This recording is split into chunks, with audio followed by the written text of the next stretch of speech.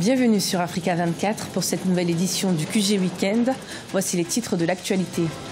Le Gabon ouvre ses frontières aux ressortissants de la communauté économique des États d'Afrique centrale. Pour les séjours de moins de 3 mois, ils n'auront plus besoin de visa. Le Sénégal mise sur sa diaspora pour son développement socio-économique. Durant 4 ans, 9 milliards de francs CFA vont être mis à la disposition des Sénégalais de l'extérieur pour la réalisation de projets de développement. Et puis en Afrique du Sud, nous irons à la découverte d'une boulangerie qui vient en aide à la population en difficulté en proposant des baguettes à moitié prix. Une initiative soutenue par la communauté locale.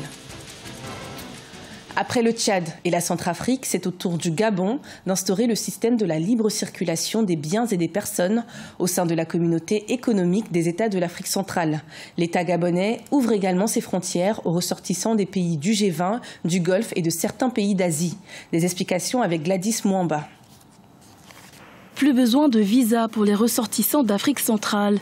Le Gabon a entériné le 20 octobre la suppression des visas pour les citoyens des 6 pays de la CEMAC, Communauté économique et monétaire d'Afrique centrale.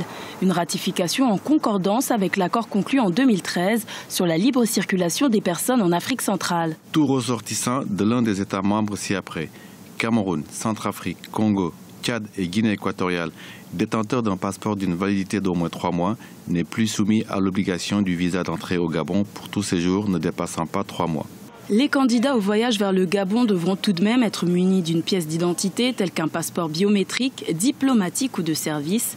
Par cette mesure, les autorités souhaitent renforcer l'attractivité du Gabon, aussi bien pour le tourisme que pour les investissements directs étrangers. Le gouvernement gabonais est dans une situation extrêmement difficile parce que la situation économique s'est complètement détériorée, contrairement à 2013.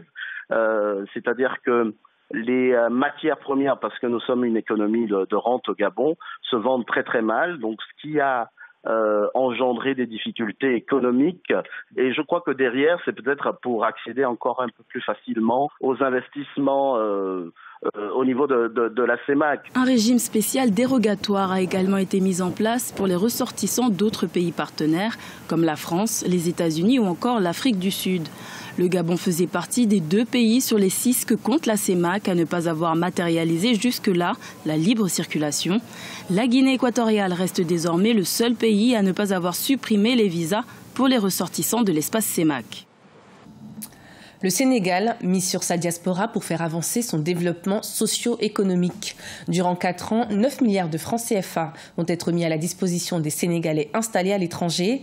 Ces derniers pourront ainsi réaliser des projets de développement. Cette initiative va également permettre de créer des emplois et de soutenir des secteurs comme l'éducation et la santé.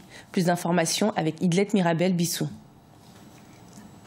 La diaspora sénégalaise va être soutenue sur 4 ans et ceci un peu plus de 9 milliards de francs CFA dans des initiatives de projets de développement. Un cofinancement de la diaspora porté par l'État du Sénégal et des partenaires étrangers.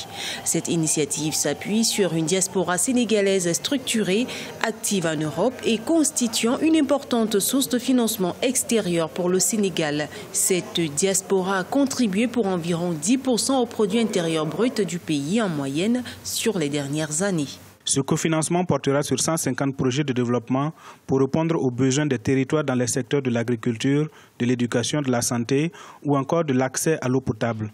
Il permettra également l'accompagnement de 300 entreprises et le déploiement de services et outils financiers nécessaires à leur développement. Ce projet, qui prévoit de s'étendre sur une durée de 4 ans, envisage de contribuer à valoriser les ressources techniques et financières de la diaspora pour le développement du Sénégal. La diaspora, qui constitue une importante source de financement extérieur pour le pays, va également, à travers cette initiative, apporter son appui à la création d'emplois et lutter contre le chômage. La diaspora apporte plus au Sénégal que l'aide au développement.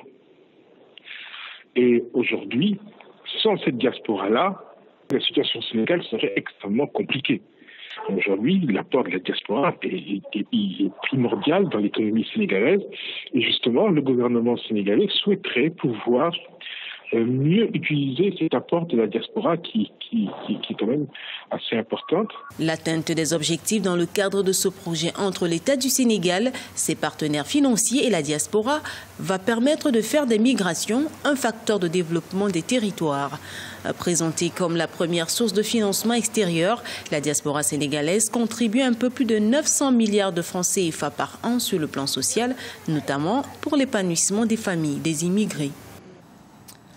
Le barrage de la Grande Renaissance en Éthiopie, qui sera le plus grand barrage d'Afrique, est actuellement construit à 62%, comme l'a révélé le gouvernement, d'un volume total de 74 milliards de mètres cubes.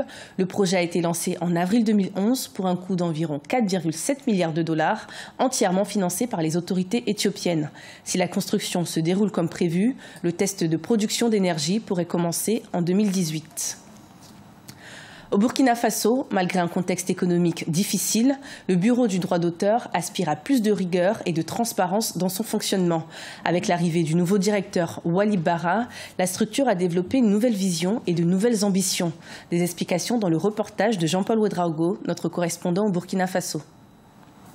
Structure nationale à forte expérience, le Bureau burkinabé du droit d'auteur, après le climat de crise qu'il a secoué en 2014, aspire toujours à être parmi les meilleurs bureaux de la sous-région.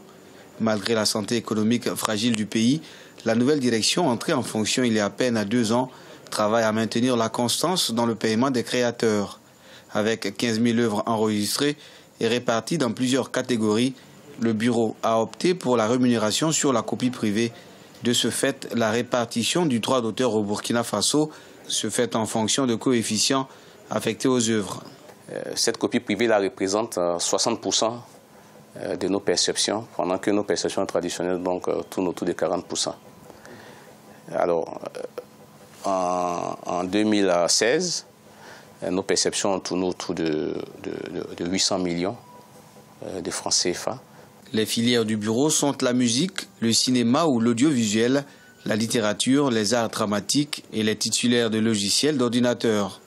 Outre sa mission régalienne de collecte et de répartition, une autre mission du BBDA est d'accompagner la politique nationale de la culture. À ce titre, le bureau, à travers un fonds disponible, accompagne les artistes, notamment dans la création, la diffusion, la mobilité des différents créateurs et de leurs œuvres. L'une des innovations du bureau, c'est le lancement effectif en avril 2017 du fonds AMA, le fonds de soutien aux personnes âgées du BBDA. Il est évident que le BBDA, pour appréhender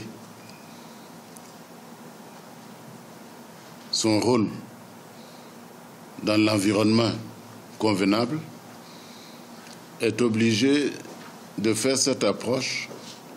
Avec la rélecture de notre loi, nous avons entamé un projet de rélecture de la loi 032 de 1999. Nous pensons qu'avec cette rélecture-là, le droit d'auteur pourra toucher à un champ d'intervention dans lequel cette loi ne nous permettait pas d'y aller.